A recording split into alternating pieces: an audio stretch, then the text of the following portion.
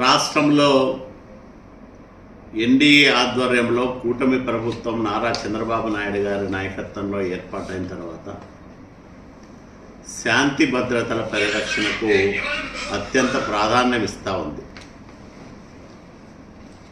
ఈ నేపథ్యంలో నేరము ఎవరు చేసినా వాళ్ళను కఠినంగా దండించేదానికి పోలీస్ శాఖ తన బాధ్యతలను నిర్వర్తిస్తూ ఉంది. ఇలాంటి సందర్భంలో ఒక దళిత యువకుడిని అపహరించి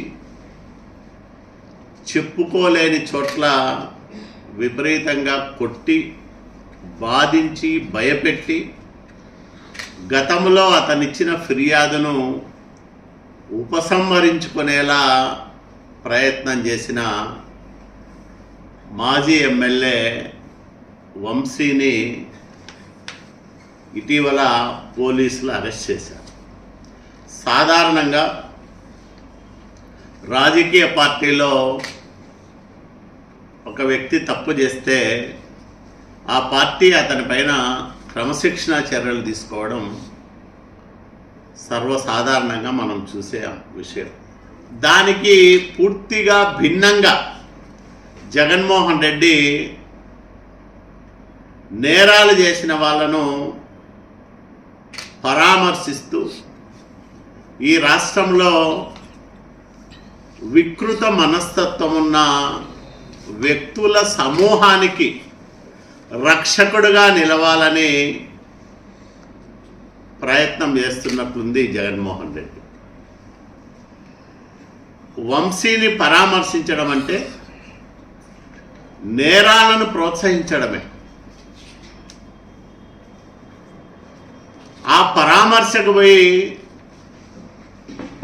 ఒక రాజకీయ పార్టీ నాయకుడిగా, పార్టీ అధ్యక్షుడిగా, మాజీ ముఖ్యమంత్రిగా, ప్రస్తుత శాసనసభ్యుడిగా జగన్మోహన్ రెడ్డి అత్యంత బాధ్యతారహితంగా పోలీసులపైన అవాకులు చవాకులు పేలినాడు. పోలీసు అధికారుల బట్టలు ఒడదీస్తానని హెచ్చరిక జారీ చేస్తాడు. ఒక రాజకీయ నాయకుడు చేయాల్సిన హెచ్చరికేనా అని నేను అడుగుతా ఉన్నాను.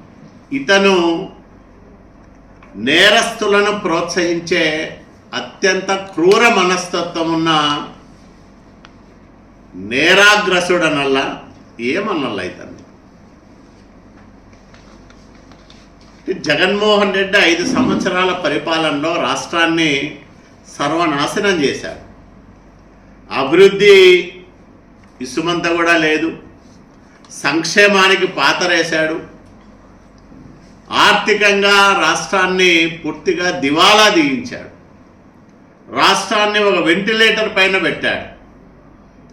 అక్కడి నుంచి చంద్రబాబు నాయుడు గారు కేంద్ర ప్రభుత్వ సహకారంతో తనకున్న పరిపాలన సామర్థ్యంతో, అనుభవంతో మళ్ళీ పాలనను గాడిలో పెట్టడంతో పాటు ఆర్థిక పరిస్థితిని చక్కదిద్దే ప్రయత్నం చేస్తూ ఉన్నారు. ఒకవైపు రాష్ట్రాన్ని అన్ని రంగాల్లో ముందుకు తీసుకెళ్లడంతో పాటు నేరస్తుల పట్ల అత్యంత కఠినంగా వ్యవహరిస్తుందని ఈ సందర్భంగా నేను స్పష్టంగా ప్రకటించదలుచుకున్నా.